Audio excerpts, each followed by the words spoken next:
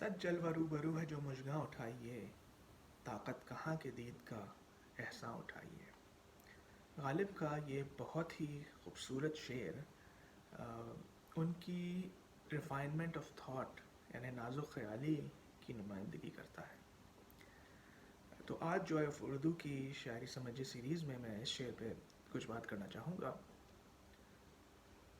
पहले मिस्र में गालिब ये फरमा रहे हैं कि सच जलवा रूबरू है जो मुशगां उठाइए, यानी मुशगां उठाना यानी पलक को उठाना।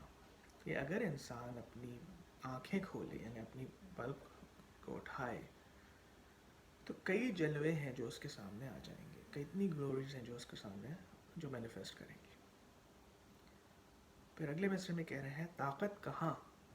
अच्छा, अब अगर ये शेर मुशायरे में पढ़ा जा रहा होता और ताकत कहाँ पे थोड़ा सा पॉज ले लिया जाए तो सुनने वाला ये ज़रूर इस सोच में पड़ सकता है कि पलक उठाने की ताकत ना होना तो एक नामुमकिन सी बात है, क्योंकि पलक उठाना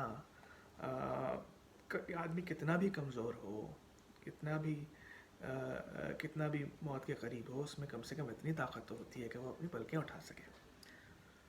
लेकिन जब ये मिसरा आगे बढ़ता है तो बात समझ में आती है कि यहाँ पलकें उठाने की ताकत नहीं, बल्कि यहाँ पे इस बात ये कहा जा रहा है कि इतनी इंसान में ताकत नहीं है कि वो इस जो ग्लोरी है जब वो मैनिफेस्ट करेगी और तो उसका एक तरीके से एहसान हो जाएगा, उस एहसान को उठाने की ताकत नहीं है। तो ये दोनों मिसरे गालिब ने इंशाइया कलाम में कहे हैं, यानी इंशाइया वो चीज़ होती है जिसकी तस्दीक नहीं की जा सकती है, वो सही या गलत नहीं है। और गालिब ने यहाँ पर इस बात को भी वजाहत नहीं करी कि ये क्या कौन सा जलवा है जो आप अपनी पलक उठा के देख सकते हैं, क्या कि ये दुनिया का जलवा है या दुनियावी महबूब का जलवा है या जलवे हैं या खुदा ताला की खूबसूरती के जलवे हैं। और इंसान की आँखें बंद हैं क्योंकि उसमें इतनी ताकत नहीं कि वो इन जलवों के एहसान तले दब जाए।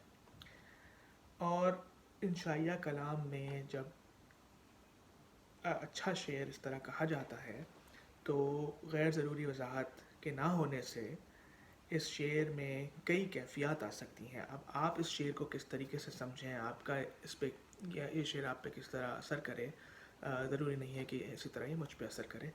तो इसलिए इस शेर की मैं मज़ीद शरह बयान नहीं करूँगा, बल्कि ये शेर तकाज़ा करता है कि हम इसके साथ कुछ देर बैठें और फिर हम इसको सोचें कि कैसा जलवा है जो कि जिसको देखने के लिए सिर्फ पलक उठाना दरकार है, मगर इतनी ताकत नहीं है कि हम उसके एहसान तले दब सकें।